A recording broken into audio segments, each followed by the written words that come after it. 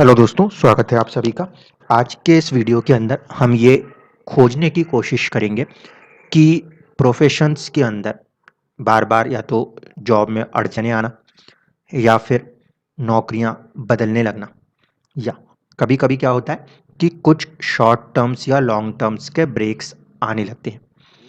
तो प्रोफ़ेशन के अंदर ऐसी चीज़ें जब कभी भी देखने को मिली हैं खोजने में, तब क्या फैक्टर्स निकल के आए हैं, ये आप लोगों के समक्ष प्रस्तुत करते हैं। सबसे पहली चीज़ कि जब कभी भी प्रोफ़ेशन की बात हो, जैसे कि मैरिज के लिए बताया था, वैसे ही प्रोफ़ेशन की बात हो तब भी लगन कुंडली, सूर्य कुंडली और साथ-साथ चंद्र कुंडली को भी देखना चाहिए। कभी-कभी परिस्थितियाँ, कभी-कभी हमारा मन, ये कहीं न कहीं उन चीज़ों के अंदर आने वाले डिस्टर्बेंसेस का कारण बन जाता है। बहुत सारे लोगों के लाइफ के अंदर प्रोफेशन वाइज चैलेंजेस चल रहे होते हैं, मन से वो खुश नहीं होते अपने कामों को लेकर। ये बहुत सारे लोगों के साथ, लेकिन कुछ लोगों के में क्या है कि वो काम कर रहे हैं, उसके बावजूद कोई ना कोई चीज़ आई और बीच में चीज़ें रुक सी गई। ठीक है, तो जब कभी भी ऐसे ब्रेक्स आ रहे हों, वहाँ पे कोई इंसान चाहता नहीं ब्रेक्स हों, लेकिन फिर भी ब्रेक्स आ रहे हों, तो ऐसे स्थिति में क्या कॉम्बिनेशन है आप इसको समझ सकते हो। लगन कुंडली के 10th हाउस में जब कभी भी 12th हाउस का स्वामी आके बैठा, नोट करना चाहे तो नोट कर सकते हैं। जब कभी भी कुंडली में, लगन कुंडली में खासकर 10th हाउस के अंदर 12th हाउस का स्वामी आके बैठा हुआ पाया गया है, तब तब कहीं ना कहीं जॉब के अंदर ब्रेक्स देखने को मिले हैं। पहली केस, ऐसा क्यों होता है समझ लीजिए। जो 12वां घर है, वहाँ का स्वामी यदि 10वें घर में आके बैठ जाता है, तो वो लाभ भाव में तो आ गया, लेकिन अपने साथ किस चीज़ को लेके आ गया? 12th हाउस की एनर्जीज को। 12th हाउस की एनर्जीज का काम है परेशानियां देना। ऐसे लोगों का जो प्रोफेशन है, उसमें कहीं ना कहीं परेशानियां आती ही हैं। 12वें घर का दूसरा है नुकसान, तो कुछ ना कुछ परेशानियां, नुकसान स्टेटस प्रोफेशंस के साथ देखने को मिल रहा होता है। इस लगन कुंडली को अगर ध्यान से देखेंगे तो मंगल जो है वो इस कुंडली में पंचम के स्वामी भी हैं और साथ ही साथ 12वें भाव के भी स्वामी हैं। पंचम का स्वामी होकर मंगल का बैठना अच्छा कहा जा सकता है। सरकार से जुड़े हुए कार्य क्षेत्रों की तरफ भी ले जा सकता है, क्योंकि दसम और पंचम के बीच में बनने वाले योग जो होते हैं, वो सरकारी नौकरियों में सपोर्ट करते हैं। यहाँ पर मंगल जो है वो 5th लॉर्ड है, वो 10th हाउस से संबंध बना रहा है और 10th लॉर्ड बुध जो है वो मंगल की राशि में है। इस वजह से राशि परिवर्तन योग काम करता है। अब राशि परिवर्तन योग के वजह से बुध और मंगल के आपस में कनेक्ट होने की वजह से पंचम और दसम के संबंध की वजह से सरकारी नौकरी तो मिल गई। ठीक है, जबकि 12वें का स्वामित्व लेकर मंगल का बैठना कहीं ना कहीं पहली चुनौती दिखाता है। तो ये तो हुई बात लगन से। दूसरी चीज़, सूर्य लगन से देखिए क्या स्थिति बनती है। जब कुंडली को सूर्य लगन से बनाया, तो सूर्य खुद ही दसम भाव के स्वामी बन गए और सूर्य शनि शुक्र बुध के साथ में आ गए। यदि सूर्य कुंडली से देखा जाए तो 10वें भाव का जो स्वामी है वो कुंडली में अष्टम और द्वादश बुध और शुक्र, 8th लॉर्ड और 12th लॉर्ड के साथ कनेक्ट हो गया। दूसरी चीज़, शनि, शनि जो है वो उस कुंडली में 4th हाउस लॉर्ड भी है, साथ साथ 3rd हाउस लॉर्ड भी। ऐसे स्थिति में जो सूर्य कुंडली है, आत्मा वाली जो कुंडली है, उसमें कहीं ना कहीं थोड़ी सी ज़्यादा चुनौतियाँ नजर आती हैं, क्योंकि एक तो अष्टम का प्रभाव जो कि चीज़ों में डिले करना, रोकना, मन न लगना, ऐसी चीज़ों को दिखाने लगेगा और अड़चनों को भी दिखाएगा। दूसरी तरफ से 12वें का संबंध होने की वजह से भी कुछ ना कुछ परेशानियां वहाँ पे भी कनेक्ट होती हुई नजर आती हैं। ये चीज़ इसलिए हो रही है क्योंकि सूर्य कुंडली में अगर देखें तो 10th हाउस का स्वामी सूर्य खुद कहीं ना कहीं प्रभावित होता हुआ नजर आता है। इसी तरीके से चंद्र कुंडली को देखेंगे तो सूर्य कुंडली में एक और बार को ध्यान देख लीजिएगा कि शनि जो है ना सिर्फ वो सूर्य के साथ है, बल्कि उसकी 10वीं दृष्टि सूर्य के भाव को भी पीड़ित करती है। चीज़ों में दुख, देरी आने की संभावनाएं बनती हैं। चंद्र कुंडली से देखेंगे तो दसम भाव के अंदर राहु की मौजूदगी है, जो कि कहीं न कहीं, किसी न किसी रूप में राजनीति की तरफ खींचने का प्रयास कर सकती है या विदेश की तरफ खींचने का प्रयास कर सकती है।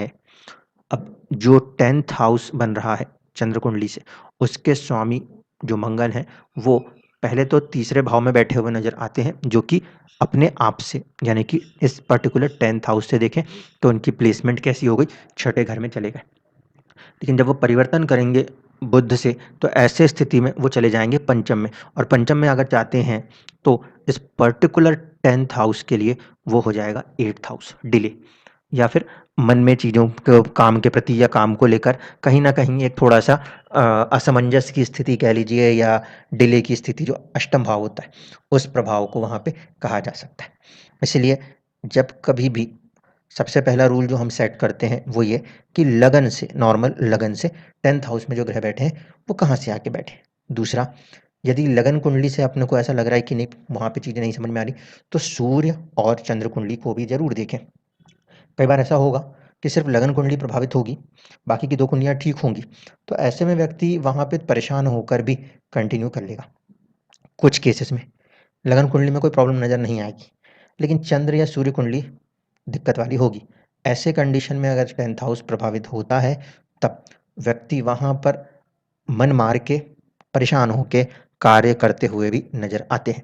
अब थोड़ा-सा और डेप्थ में चलते हैं और देखते हैं कि जो दशा प्रभाव है, वो कितना काम करता हुआ नज़र आता है। इस समय जो जातक हैं, उनके ऊपर शुक्र के दशा का प्रभाव है। अब शुक्र की दशा का प्रभाव होने की वजह से सबसे पहले देख सकते हैं आप कि लगन कुंडली में शुक्र 12वें भाव से कनेक्टेड है, लाभ भाव के स्वामी हैं और छठे भाव के स्वामी हैं। छठे भाव का स्वामी होने से सर्विस से कनेक्ट है, और 11th हाउस की वजह से गेन से कनेक्ट है। तो शुक्र की दशा में कहीं न कहीं दोबारा से एक बार सर्विस मिल गई थी, जो कि केतु की दशा, इसके पहले की दशा में जा चुकी थी। अब दूसरी चीज़ ये है कि शुक्र अपने साथ बहुत सारी ऊर्जा लेके चल रहे हैं। एक तरफ से शुक्र के ऊपर केतु का प्रभाव है, क्योंकि केतु शुक्र की राशि में है, इसलिए शुक्र में भी एक पृथकतावादी प्रभाव है। दूसरी बात है कि शुक्र जो है वो इस कुंडली में अकेला नहीं है, कई सारे ग्रहों के साथ उसकी युति है। जितने ग्रहों के साथ उसकी युति है, उतने ही संबंधों को उसे लेकर चलना है। दूसरी चीज़, शुक्र में शुक्र और इसके बाद फिर प्रभाव है मंगल का। शुक्र में शुक्र के बाद जब मंगल की बात करें, तो फिर वही चीज़ हो रही है, आपका 12th हाउस और 5th हाउस के लॉर्ड, जो कि 10th हाउस में बैठे हैं दिशा बल लेकर, वो बेवजह की परेशानियों को, दिक्कतों को, चीज़ों को रोकने का काम कर सकते हैं। अब सेम इसी चीज़ को आप दशमांश में भी लगा के देख सकते हैं। जिसकी महादशा अंतर्दशा चल रही है, वो ग्रह 12वें भाव में बैठे हुए हैं, राहु केतु एक्सिस में हो गए, और जो मंगल हैं वो उनकी प्लेसमेंट कहीं न कहीं छठे भाव में बनी हुई है। ठीक है? क्योंकि दशमांश 6 नंबर से बन रहा है, जो कि बुध का लगन है, ऐसे स्थिति में मंगल का जो प्रभाव होता है वो बहुत अच्छा नहीं कहा जा सकता। इसलिए कहीं न कहीं कुछ चुनौतियाँ मार्च के महीने तक बनी या बरकरार रह सकती हैं। तो इस चीज़ को आपको ध्यान रखना चाहिए। आगे अगर हम देखने की कोशिश करेंगे राहु की दशा, तो वो इस 10वें भाव से कहीं न कहीं कनेक्ट होगी 8वें में और दशमांश के 12th हाउस में। ऐसी स्थिति में थोड़ा अड़चनें जो हैं वो बरकरार रह सकती हैं। इसलिए प्रोफ़ेशन के अंदर थोड़ा-सा ठंडे दिमाग से काम लेना होगा, पहली चीज़। और दूसरी कंडीशन जो इसमें नज़र आती है, वो ये कि राहु का जब समय चल रहा हो 2023 मार्च से सितंबर के बीच, वहाँ पे थोड़ा-सा आपको धोखा ना हो, चीटिंग ना हो, या आप कहीं ऐसा कुछ कर ना बैठें, इन चीज़ों पे आपको फ़ोकस रखना चाहिए। क्योंकि राहु पृथकतावादी ग्रह है, और कई बार वो अपने तरीके से चीज़ों को डिस्टर्ब करने लगता है। इसलिए जो आने वाली अभी भी दशा प्रभाव नज़र आती है, राहु केतु एक्सिस वाला, वो प्रभाव आपको थोड़ा परेशान रखता हुआ सा नज़र आ सकता है। तो जो मोटी-मोटी चीज़ें हैं वो ये, जिस ग्रह की दशा चल रही है, उस ग्रह की राशियों के अंदर जो भी ग्रह बैठे होंगे, उनके प्रभाव भी दशा में इंक्लूड हो जाएँगे। जैसे कि यहाँ पे हो रहा है, केतु का पृथकतावादी प्रभाव कहीं न कहीं शुक्र पे हावी होता हुआ नज़र आएगा, एक। और दूसरी चीज़ यही कि हमेशा ध्यान रखिएगा कि 10वें, 8वें और 12वें, 10वें, 8वें और 12वें भाव को जब कभी भी रीड करें, तो इस बात को समझ के करें कि उसमें आके बैठा हुआ ग्रह उस भाव के अनुसार दशम भाव के अनुसार कहाँ का स्वामी बन रहा है। कई बार उनकी दशाएँ, अंतर्दशाएँ उस वजह से भी परेशान करती हुई देखी जा सकती हैं। खासकर ये देखने में आया है कि जिन कुंडलियों में 12वें के स्वामी का संबंध दशम और दशमेश से बना है, वहाँ पे कहीं न कहीं नौकरियों में रह-रह के बदलाव की स्थितियाँ उत्पन्न होती रहती हैं। धन्यवाद।